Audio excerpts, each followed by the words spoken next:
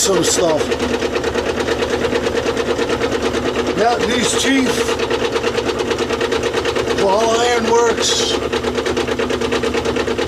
This is my homemade milling machine, made with a Ryobi drill press.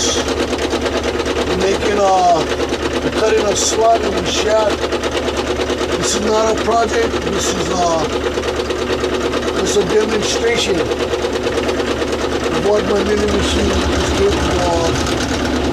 I'm hogging this thing out. I'm forcing this thing to do what a bridge pot mill would be able to do. Real heavy cut.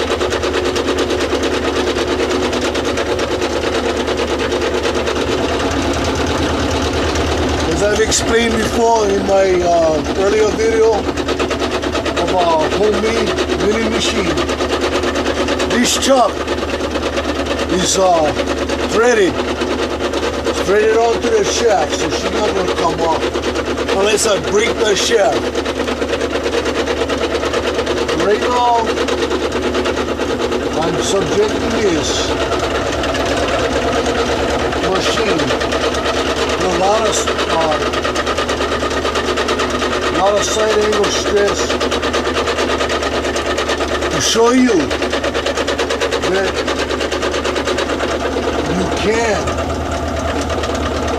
you can convert a drill press into a milling machine.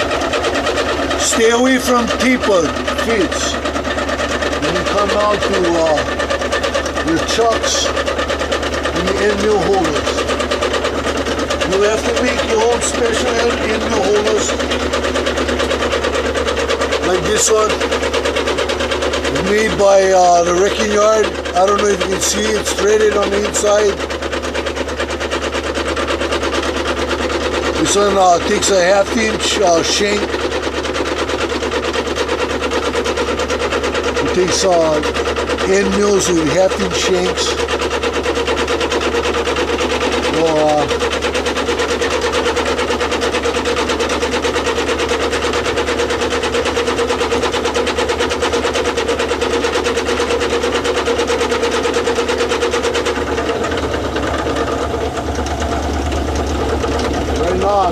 I'm pretty much hogging it out.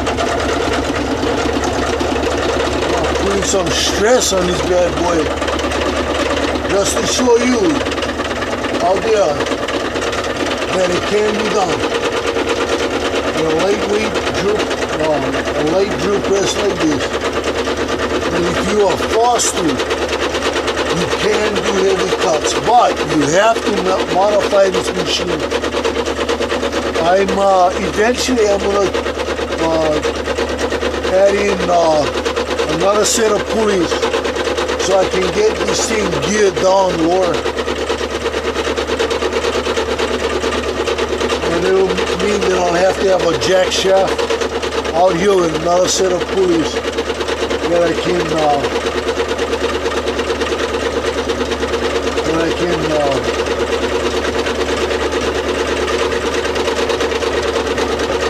run this thing.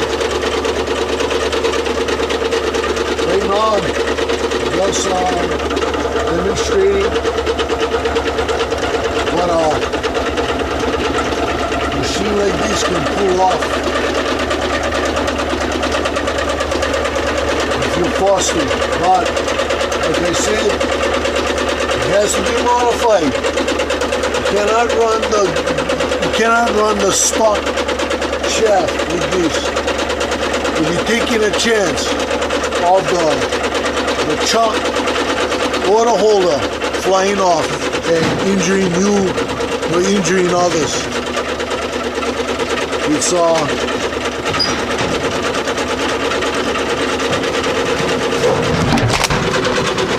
something that I've learned by experience. I have a lot of friends out there in the YouTube garage game. They've giving me the best advice, and I have friends that have been helping me out.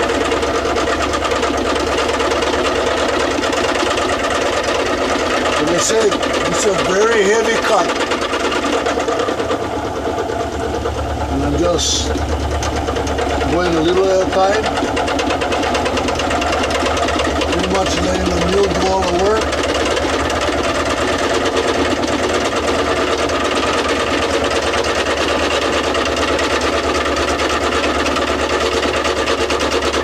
Mill's not that hot.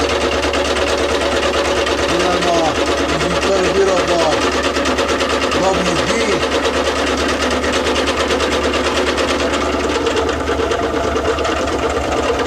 But I am putting a lot of side angle pressure on it. Which if you use a different chuck, you'd be in danger of breaking off. You know, having the chuck fly off. So,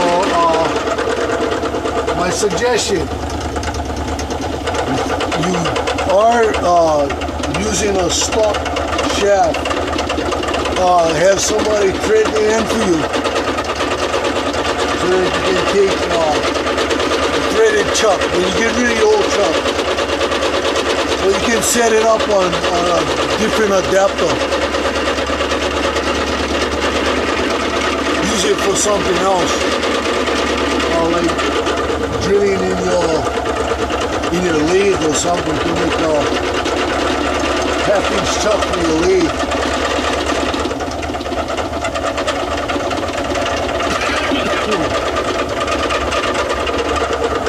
I'm almost where I want to be. As I said, I'm putting a lot of pressure on this thing just to show you out there that it can be done without the thing breaking and hurting you.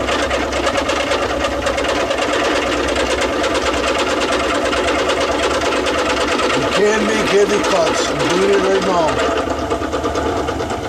Moving my point. If you can hog it out. We don't advise it. We don't advise you to do this. I'm not advising you to do this. I'm just doing it because it's my machine, and if it breaks, it's on my head. My loss. Then I gotta fix the thing.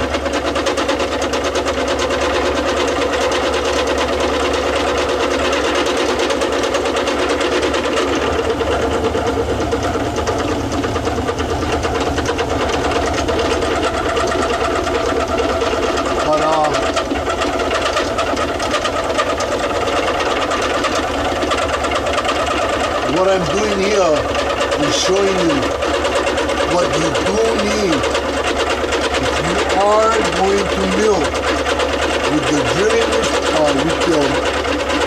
with the drill press. You need the cross slide. You need a cross slide table. So you have your X and your Y axis. And then what I did was there's an adjustment screw here that I took out, and I made this locking key bolt so I could lock out my quill, and I could do this kind of milling. Yeah, making another heavy cut.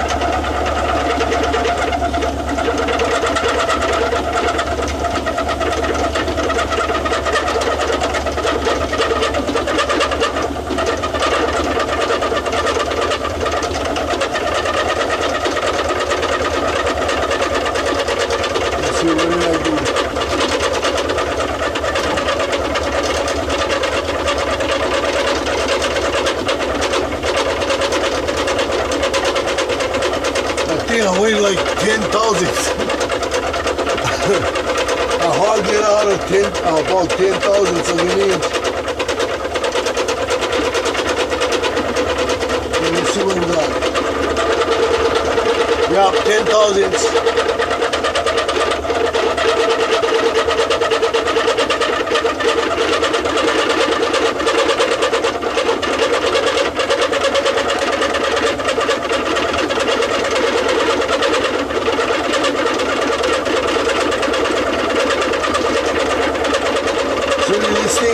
heats up, I'll show you what I got. I'm about done.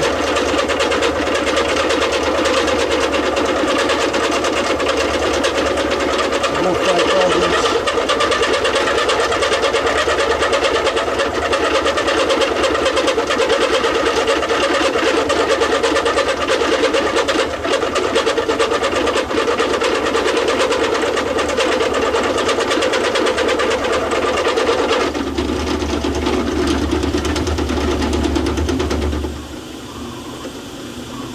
Okay.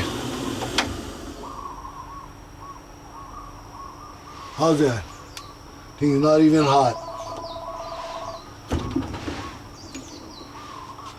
I'll wipe it off with a rag.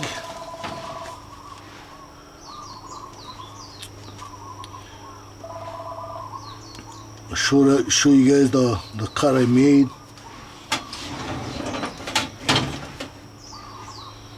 Okay, where's my file?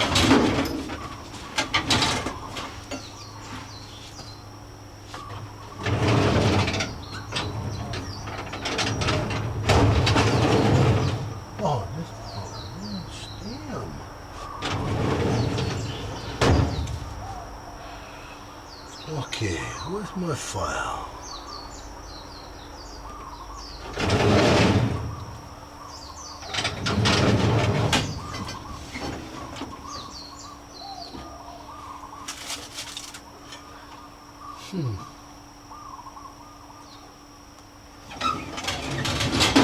What did I do with my file?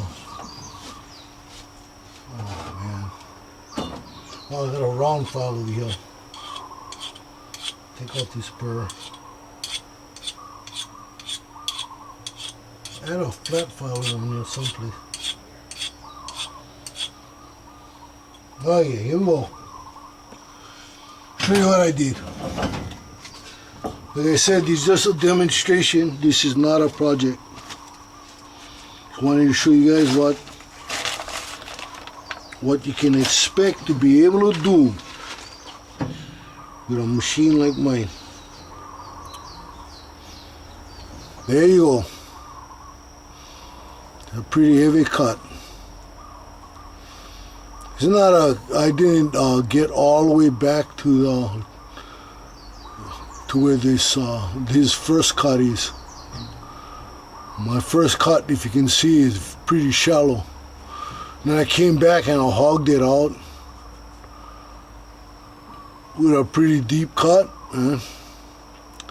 So it can be done, but like I said, with a machine like this, you have to modify it.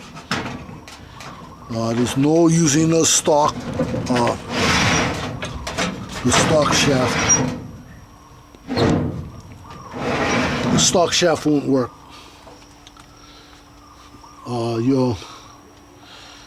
Your quill shaft has to be modified. Has to be threaded so that the chuck or the holder cannot fly off if you have a mishap. So with that, here you go. Homemade milling machine.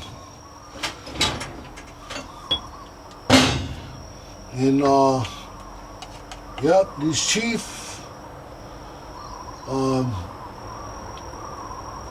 Kohala Iron Works. I have my own website, the whole nine, kohalaironworks.com. This is a business. I've been doing welding for a lot of years. I have 40 years of welding under my belt. For those who want to haul guy that's 56 years old, got 41 years under his belt. Well, do the math. I was welding at the age of 15. Real projects, nothing small. My uncle taught me heavy equipment repair when I was young, and took me straight into the trip. welding. So